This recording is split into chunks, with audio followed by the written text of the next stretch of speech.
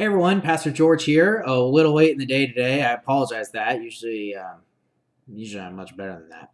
But today, I can say that. I can make any excuse I want, but you all know that I was just using these extra hours to jam this question for the catechism into my mind so I don't look like an idiot in front of everyone. Although, I already have, so, nothing's changed.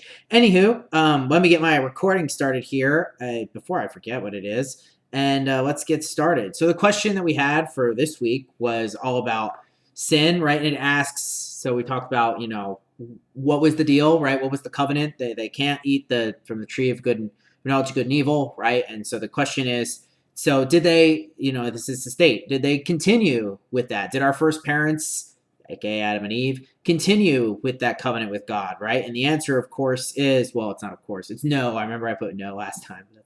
That's not it. That's the short answer. That's George's catechism. But the real answer is our first parents, not one word, being left to the freedom of their own will, fell from the estate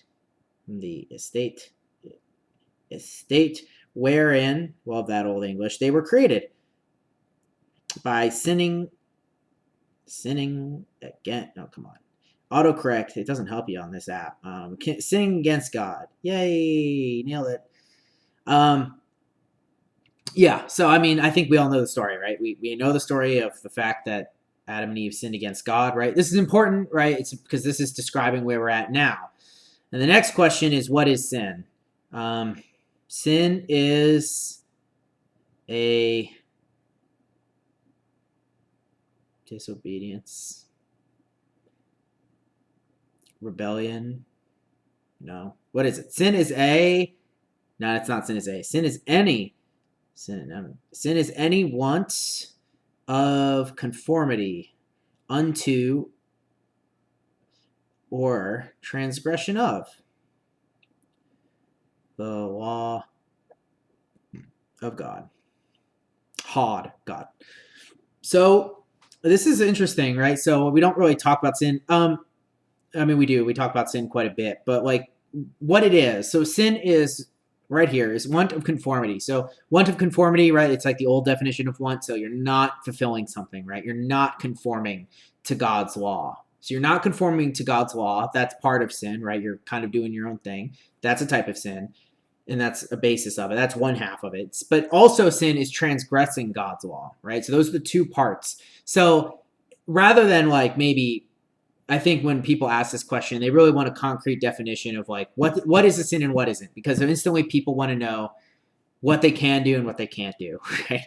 That's how this stuff usually works.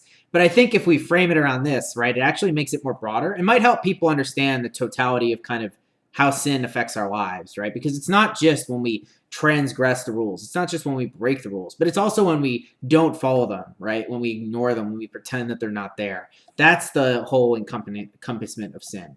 So this is a pretty good, if this is one of the three you're going to memorize or you're going to really think about, this is probably one that's worth thinking about, because this is a question that I know people, especially kids, tend to ask quite a bit. So there you go.